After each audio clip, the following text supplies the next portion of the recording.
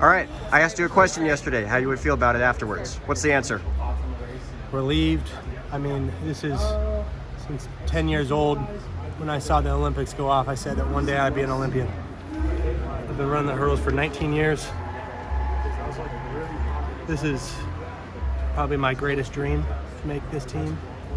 And I don't think it's fully hit me yet. Probably won't hit me for a couple days. I'm just trying to relish in this moment, soak it all in.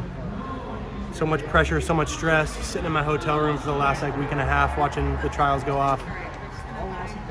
Just knowing that I could be on this team, but having to wait till the very end. It's just relief, man. When you talk about Washington State University, it seems like all the distance runners are the ones that go on to the Olympics. CJ Allen's now in the conversation. I think you're the first Coug since Bernard Lagat to make the Olympics. Amazing. How does that sound? I mean, it's amazing. Go Cougs.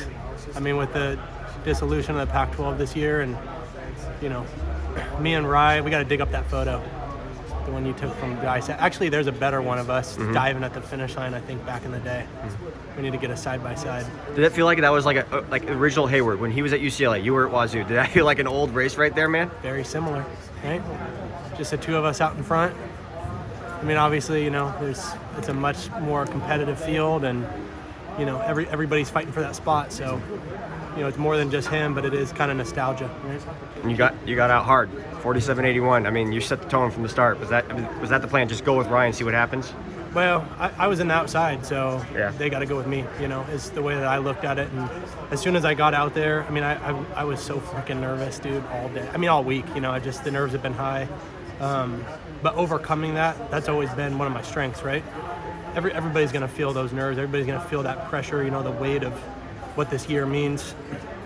It's only every 4 years that you get the chance of being an Olympian, let alone in the U.S., the hardest team to make. And so, you know, I knew coming in that I was a heavy favorite and contender for this team.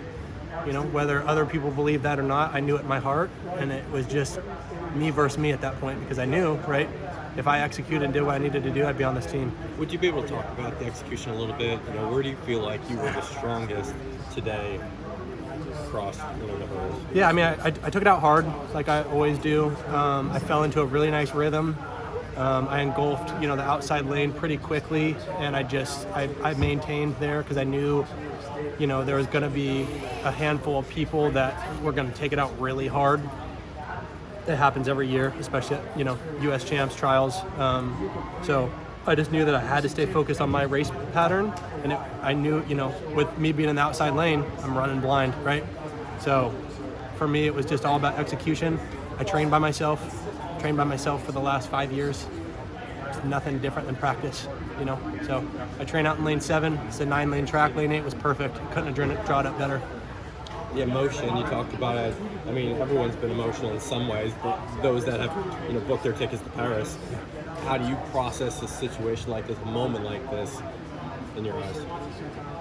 You know, I was in my room earlier, just overwhelmed with emotion. I sat down and prayed, you know, and I just said that, you know, if this was God's plan for me, to let it come to fruition, to give me strength, to give me speed, He's brought me here through everything. I mean, there's just been so many challenges in my life, and it just seems like it's always been an uphill battle for me. You know, from barely missing teams, barely missing finals, I mean, this is my first time making the Olympic trials final in 3 tries.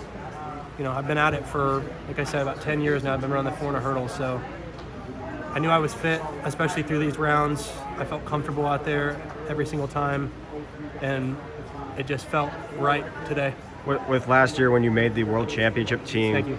Did you feel like that was a monkey on the shoulder, or was this a bigger monkey on your shoulder this year? I would say they were equivalent.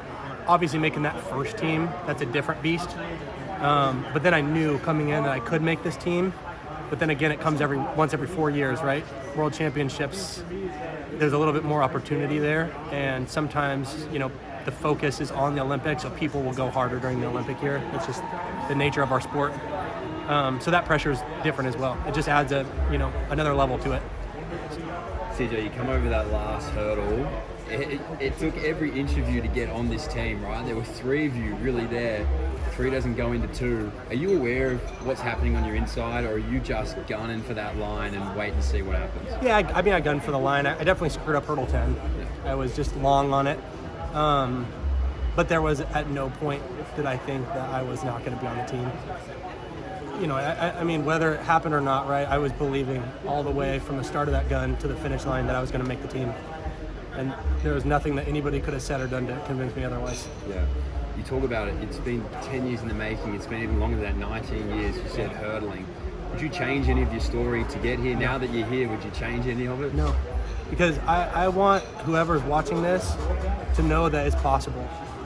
It's possible, and it's more than just a sport too. I want to show people, you know, like we have talked about, I just finished up my master's and my doctorate in September.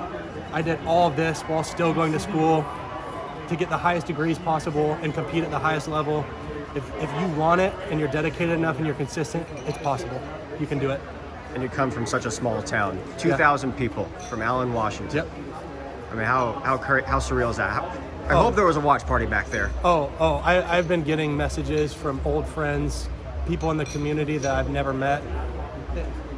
They've all been backing me. Everybody at home, my entire family, everybody's been backing for me, pulling for me so hard. And I knew, you know, win or loss, team or no team, they were all going to be there for me regardless. So, yeah, it's pretty amazing. Congratulations, man. Enjoy. Thanks so much, guys.